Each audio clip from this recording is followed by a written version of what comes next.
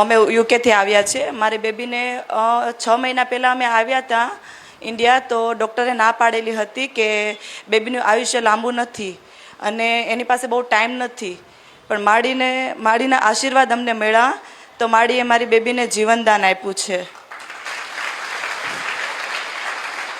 અને એ ડૉક્ટરે એમ કહેલું હતું અમને કે બહુ ટાઈમ નથી, 2 થી 3 મહિના તમારી સાથે હોય તો કંઈ અમે કહી ન શકીએ.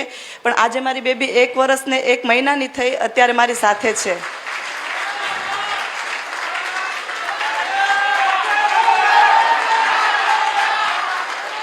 માડી તમે રમાડી હતી ગયા ફેરી મારી બેબીને. હું યુકેમાં પણ તમારા દર્શન કરવા આવી હતી માડી.